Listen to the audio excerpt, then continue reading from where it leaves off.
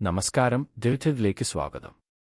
ഇറാഖിലുണ്ടായ ഏകോപിത ആക്രമണങ്ങളെ തുടർന്ന് മധ്യേഷ്യയിൽ വർദ്ധിച്ചുവരുന്ന സംഘർഷങ്ങളെക്കുറിച്ചുള്ള ഏറ്റവും പുതിയ വിവരങ്ങളാണ് ഇന്നത്തെ പ്രധാന വാർത്ത. ഒപ്പം ജപ്പാനിലുണ്ടായ ശക്തമായ ഭൂചലനത്തിന്റെ ദൃശ്യങ്ങളും നമ്മൾ കാണുന്നു. നമുക്ക് നേരെ ദൃശ്യങ്ങളിലേക്ക് കടക്കാം. ജപ്പാനിലെ ക്യൂഷു ദ്വീപിൽ ജൂലൈ 28-നുണ്ടായ ശക്തമായ ഭൂചലനത്തിന്റെ ദൃശ്യങ്ങൾ പുറത്ത്. മേഖലയിലെ വിവിധയിടങ്ങളിൽ ഭൂചലനം അനുഭവപ്പെട്ടതിന്റെ സിസിടിവി ദൃശ്യങ്ങളാണ് ഇപ്പോൾ പുറത്തുവന്നിരിക്കുന്നത്.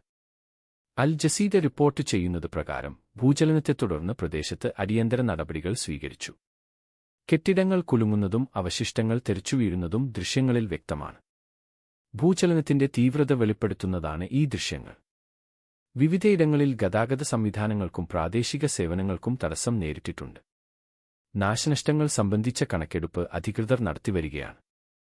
ഭൂചലനത്തെ തുടർന്ന് തുടർചലനങ്ങൾക്ക് സാധ്യതയുള്ളതിനാൽ ജാഗ്രത പാലിക്കണമെന്ന് ജപ്പാൻ കാലാവസ്ഥാ ഏജൻസി മുന്നറിയിപ്പ് നൽകി. രക്ഷാപ്രവർത്തനങ്ങൾ പുരോഗമിക്കുകയാണ്. കൂടുതൽ വിവരങ്ങൾക്കായി ദൃഢമായി തുടരുക. കഴിഞ്ഞ ബുധനാഴ്ച ഇറാഖിലെ ചില പ്രത്യേക കേന്ദ്രങ്ങൾ ലക്ഷ്യമാക്കി നടത്തിയ സൈനിക ആക്രമണങ്ങൾ തങ്ങളുടെ സ്വയം പ്രതിരോധത്തിനുള്ള അവകാശത്തിന്റെ ഭാഗമാണെന്ന് സൗദി അറേബ്യ ഔദ്യോഗികമായി സ്ഥിരീകരിച്ചു. ഖത്തർ വാർത്താ ഏജൻസിയായ QNA റിപ്പോർട്ട് ചെയ്യുന്നത് പ്രകാരം US സെൻട്രൽ കമാൻഡുമായി ഡോദാമത് സഹകരിച്ചാണ് ഈ ഓപ്പറേഷനുകൾ നടത്തിയത്. അന്താരാഷ്ട്ര നിയമങ്ങൾക്ക് അനുസൃതമായാണ് ഈ നടപടികളെന്ന് റിയാദ് വ്യക്തമാക്കി. ഐക്യരാഷ്ട്രസഭയിലെ ഒരു അംഗരാജ്യത്തിന് നേരെ സായുധ ആക്രമണം ഉണ്ടായാൽ സ്വയം പ്രതിരോധത്തിനുള്ള അവകാശം ഉറപ്പുനൽകുന്ന UN ചാർട്ടറിലെ 51 അനുച്ഛേദമാണ് ഇതിനായി സൗദി ചൂണ്ടിക്കാട്ടുന്നത്. പ്രാദേശിക സുരക്ഷാ സഹകരണത്തിന്റെ ഭാഗമായി നിശ്ചയിച്ചിട്ടുള്ള മാനദണ്ഡങ്ങൾ പാലിച്ചുകൊണ്ട് തിരിച്ചറിഞ്ഞ ഭീഷണികളെ ഇല്ലാതാക്കുക എന്ന ലക്ഷ്യത്തോടെയാണ് ഈ തന്ത്രപ്രധാനമായ ആക്രമണങ്ങൾ നടത്തിയതെന്ന് സൗദി അറേബ്യയുടെ പ്രസ്താവനയിൽ പറയുന്നു. റിയാദ് നൽകിയ വിവരങ്ങളോട് ഇറാഖ് സർക്കാർ ഇതുവരെ ഔദ്യോഗികമായി പ്രതികരിച്ചിട്ടില്ല. അതേസമയം സെൻട്രൽ കമാൻഡുമായുള്ള ഈ ഏകോപനം മേഖലയിലെ അസ്ഥിരതയെ നേരിടുന്നതിൽ സൗദി അറേബ്യയും അമേരിക്കയും തമ്മിലുള്ള സുരക്ഷാ പങ്കാളിത്തം വ്യക്തമാക്കുന്നു. രാജ്യത്തിന്റെ പരമാധികാരവും അഖണ്ഡതയും സംരക്ഷിക്കാൻ ഈ നടപടികൾ അനിവാര്യമാണെന്ന നിലപാടിലാണ് സൗദി അറേബ്യ. സംഭവവികാസങ്ങൾ അന്താരാഷ്ട്ര നിരീക്ഷകർ സൂക്ഷ്മമായി നിരീക്ഷിച്ചുവരികയാണ്. കൂടുതൽ വിവരങ്ങൾക്കായി ദൃഢമായി തുടരുക. സൗദി അറേബ്യയുടെ എണ്ണ കേന്ദ്രങ്ങൾക്ക് നേരെയുണ്ടായ തുടർച്ചയായ ആക്രമണങ്ങൾക്ക് പിന്നാലെ ഇറാഖിലെ ഇറാൻ അനുകൂല തീവ്രവാദി ഗ്രൂപ്പുകൾക്കെതിരെ അമേരിക്കയും സൗദി അറേബ്യയും സംയുക്തമായി തിരിച്ചടിച്ചു.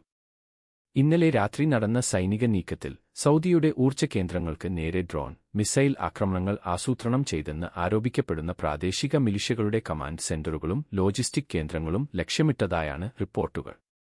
BBCയും അൽ ജസീറയും റിപ്പോർട്ട് ചെയ്യുന്നത് പ്രകാരം ആഗോള എണ്ണ വിതരണ തടസ്സങ്ങൾ ഒഴിവാക്കാൻ വാഷിംഗ്ടണും റിയാദും നടത്തുന്ന ഈ നീക്കം മേഖലയിലെ സംഘർഷം കൂടുതൽ രൂക്ഷമാക്കുന്നതിലേക്കാണ് വിരൽ ചൂണ്ടുന്നത്.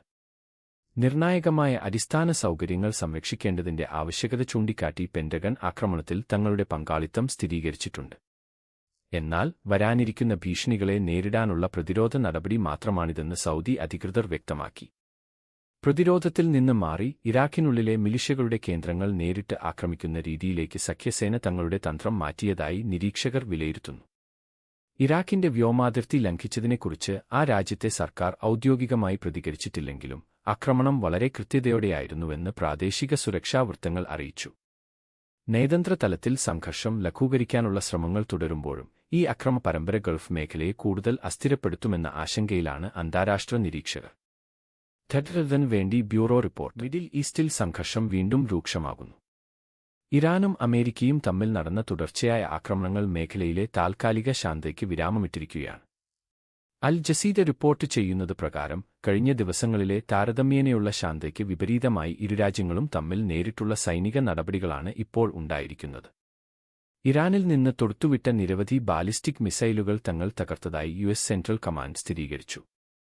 ഈ ഭീഷണികളെ പ്രതിരോധിക്കാൻ സ്വീകരിച്ച നടപടികളെക്കുറിച്ച് സൈനിക നേതൃത്വം വിശദീകരണം നൽകിയെങ്കിലും മേഖലയിലെ സുരക്ഷയെക്കുറിച്ചുള്ള ആശങ്കയാണ് അന്താരാഷ്ട്ര നിരീക്ഷകർ പങ്കുവയ്ക്കുന്നത്. സംഘർഷം ലഘൂകരിക്കാനുള്ള നയതന്ത്ര നീക്കങ്ങൾ നടക്കുന്നതിനിടെയാണ് വീണ്ടും ആക്രമണങ്ങൾ ഉണ്ടായിരിക്കുന്നത്. ഇരുപക്ഷത്തുനിന്നും കൂടുതൽ സൈനിക നീക്കങ്ങളോ തിരിച്ചടിയോ ഉണ്ടാകുമോ എന്ന് നിരീക്ഷകർ സൂക്ഷ്മമായി നിരീക്ഷിച്ചുവരികയാണ്. തങ്ങളുടെ താവളങ്ങളെയും സഖ്യകക്ഷികളെയും സംരക്ഷിക്കാൻ പ്രതിജ്ഞാബദ്ധമാണെന്ന് അമേരിക്ക വ്യക്തമാക്കിയിട്ടുണ്ട്. ആക്രമണത്തിന്റെ വ്യാപ്തിയെക്കുറിച്ചും കൂടുതൽ സൈനിക നടപടികൾ ഉണ്ടാകുമോ എന്നതിനെക്കുറിച്ചും ഔദ്യോഗിക വിവരങ്ങൾ ലഭിക്കുന്ന മുറയ്ക്ക് ജഡ്ജത് നിങ്ങളെ അറിയിക്കുന്നതാണ്. യുക്രൈൻ പ്രസിഡന്റ് വോളോഡിമിർ സെലൻസ്കിയും ഇസ്രായേൽ പ്രധാനമന്ത്രി ബെഞ്ചമിൻ നെതന്യാഹുവും വൈറ്റ് ഹൌസിൽ വെച്ച് ഡൊണാൾഡ് ട്രംപുമായി ഉന്നതതല ഉഭയകക്ഷി ചർച്ചകൾ നടത്തി. ഉക്രൈനിലെയും മിഡിൽ ഈസ്റ്റിലെയും സംഘർഷങ്ങൾ അന്താരാഷ്ട്ര നയതന്ത്രതലത്തിൽ നിർണായകമായി തുടരുന്ന സാഹചര്യത്തിലാണ് ഈ കൂടിക്കാഴ്ചകൾ. ബിബിസിയും അൽ ജസീറയും റിപ്പോർട്ട് ചെയ്യുന്നത് പ്രകാരം ട്രംപുമായുള്ള ചർച്ചകൾക്ക് ശേഷം ഇരു നേതാക്കളും ഏറെ ആത്മവിശ്വാസത്തോടെയാണ് പുറത്തുവന്നത്. ഉക്രൈനിലെ യുദ്ധം നീണ്ടുനിൽക്കുന്നതും ഇറാനുമായുള്ള സംഘർഷം മൂലം മേഖലയിലെ അസ്ഥിരത വർദ്ധിക്കുന്നതും കണക്കിലെടുക്കുമ്പോൾ ഈ കൂടിക്കാഴ്ചകൾ അതീവ പ്രാധാന്യമർഹിക്കുന്നു. നയപരമായ മാറ്റങ്ങളെക്കുറിച്ചോ ഭാവി വാഗ്ദാനങ്ങളെക്കുറിച്ചോ ഉള്ള കൃത്യമായ വിവരങ്ങൾ പുറത്തുവിട്ടിട്ടില്ലെങ്കിലും നിലവിലെ ഭരണകൂടത്തിൽ നിന്ന് തുടർന്നും പിന്തുണ ഉറപ്പാക്കാനും തങ്ങളുടെ തന്ത്രപരമായ ലക്ഷ്യങ്ങൾ ഒത്തുചേർക്കാനുമുള്ള ഇരു നേതാക്കളുടെയും ശ്രമമായാണ് ഈ കൂടിക്കാഴ്ചകളെ വിലയിരുത്തുന്നത്. യുദ്ധം മൂലമുണ്ടാകുന്ന മാനുഷികവും ഭൗമരാഷ്ട്രീയവുമായ പ്രത്യാഘാതങ്ങൾ വർദ്ധിച്ചുവരുന്ന സാഹചര്യത്തിൽ ഈ പ്രതിസന്ധികൾ പരിഹരിക്കേണ്ടതിന്റെ അടിയന്തര ആവശ്യകതയാണ് ചർച്ചകളുടെ സമയം സൂചിപ്പിക്കുന്നതെന്ന് നിരീക്ഷകർ അഭിപ്രായപ്പെടുന്നു. മാറിക്കൊണ്ടിരിക്കുന്ന ആഗോള സാഹചര്യത്തിൽ തങ്ങളുടെ സുരക്ഷാ വെല്ലുവിളികൾ നേരിടാൻ സെലൻസ്കിയും നെതന്യാഹുവും ഈ ആഴ്ച മുഴുവൻ വാഷിംഗ്ടണിൽ നയതന്ത്ര ചർച്ചകൾ തുടരുമെന്നാണ് പ്രതീക്ഷിക്കുന്നത്. ഈ നിർണായക ചർച്ചകളുടെ ഫലത്തെക്കുറിച്ച് വൈറ്റ് ഹൌസ് ഔദ്യോഗികമായി ഇതുവരെ പ്രതികരിച്ചിട്ടില്ല. ചെറുതന് വേണ്ടി റിപ്പോർട്ട്. വിദേശത്ത് നിർമ്മിച്ച ഹ്യൂമനോയിഡ് ക്വാഡ്രുപെഡ് റോബോട്ടുകളുടെ ഇറക്കുമതിക്ക് ട്രംപ് ഭരണകൂടം ഔദ്യോഗികമായി നിരോധനം ഏർപ്പെടുത്തി. അമേരിക്കയുടെ ദേശീയ സുരക്ഷയ്ക്ക് ഇവ വലിയ ഭീഷണിയാണെന്ന് ചൂണ്ടിക്കാട്ടിയാണ് നടപടി. ബിബിസിയുടെ റിപ്പോർട്ട് പ്രകാരം ഫെഡറൽ കമ്മ്യൂണിക്കേഷൻസ് കമ്മീഷൻ ചൊവ്വാഴ്ചയാണ് ഇതുസംബന്ധിച്ച പുതിയ ഉത്തരവ് പുറത്തിറക്കിയത്. പുനരുപയോഗ ഊർജ്ജ ഗ്രിഡുകളിൽ ഉപയോഗിക്കുന്ന പവർ ഇൻവെർട്ടറുകൾ, ഡാറ്റാ സെന്റർ ഉപകരണങ്ങൾ എന്നിവയ്ക്കും നിരോധനം ബാധകമാണ്.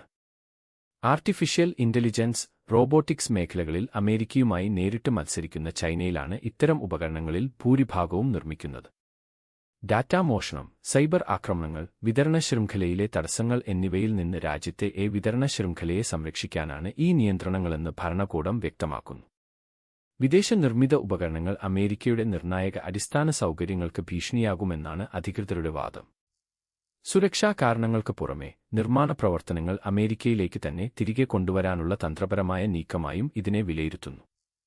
സാമ്പത്തികവും ദേശീയവുമായ സുരക്ഷ ഉറപ്പാക്കാൻ ഈ നടപടി അനിവാര്യമാണെന്ന് ഭരണകൂടം പറയുമ്പോൾ വാഷിംഗ്ടണും ബീജിംഗും തമ്മിലുള്ള സാങ്കേതിക മത്സരത്തിൽ ഇതൊരു വലിയ വഴിത്തിരിവായി മാറിയിരിക്കുകയാണ്.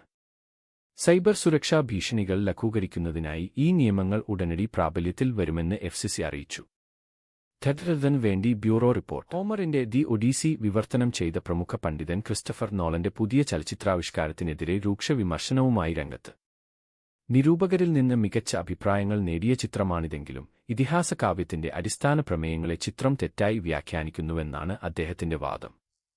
BBC റിപ്പോർട്ട് ചെയ്യുന്നത് പ്രകാരം മൂലകൃതിയുടെ സാംസ്കാരികവും ചരിത്രപരവുമായ സവിശേഷതകളെക്കാൾ ആധുനിക കാഴ്ചപ്പാടുകൾക്കാണ് ചിത്രം മുൻഗണന നൽകുന്നതെന്ന് അദ്ദേഹം ചൂണ്ടിക്കാട്ടുന്നു. ഒരു സ്വതന്ത്ര വിനോദ ഉപാധിയെന്ന നിലയിൽ ചിത്രം വിജയിക്കുമ്പോഴും ഹോമറിന്റെ കൃതിയിലെ ധാർമ്മിക സങ്കീർണതകൾ ഉൾക്കൊള്ളുന്നതിൽ ചിത്രം പരാജയപ്പെട്ടുവെന്ന് ഈ വിമർശനം വ്യക്തമാക്കുന്നു. നോളന്റെ സംവിധാനത്തെയും തിരക്കഥയുടെ വേഗതയും പ്രശംസിച്ച് നിരൂപകർ ചിത്രത്തിന് മികച്ച റേറ്റിംഗ് നൽകിയിട്ടുണ്ടെങ്കിലും ക്ലാസിക്കൽ സാഹിത്യത്തെ ആധുനിക പ്രേക്ഷകർക്കായി അവതരിപ്പിക്കുമ്പോഴുള്ള വെല്ലുവിളികളിലേക്കാണ് ഈ അഭിപ്രായ പ്രകടനം വിരൽ ചൂണ്ടുന്നത്. ചിത്രത്തിന്റെ ചരിത്രപരമായ കൃത്യതയെക്കുറിച്ചുള്ള ചർച്ചകൾ സാഹിത്യവൃത്തങ്ങളിൽ സജീവമാകുമ്പോഴും നിർമ്മാണ കമ്പനി ഇതുവരെ ഔദ്യോഗികമായി പ്രതികരിച്ചിട്ടില്ല. സർഗാത്മകമായ സ്വാതന്ത്ര്യവും സാഹിത്യകൃതികളുടെ തനിമയും തമ്മിലുള്ള സന്തുലിതാവസ്ഥ നിലനിർത്തുന്നതിലെ ബുദ്ധിമുട്ടുകളാണ് ഈ വിവാദത്തിലൂടെ വീണ്ടും ചർച്ചയാകുന്നത്. ടെഡ്രന് വേണ്ടി ബ്യൂറോ റിപ്പോർട്ട്. ഇന്നത്തെ ആഗോള വാർത്തകളുടെ ഈ സ്ഥിരീകരിച്ച അപ്ഡേറ്റിലേക്ക് സ്വാഗതം. ഈ വാർത്തകൾ ഞങ്ങൾ രാത്രി മുഴുവൻ നിരീക്ഷിക്കുന്നതാണ്.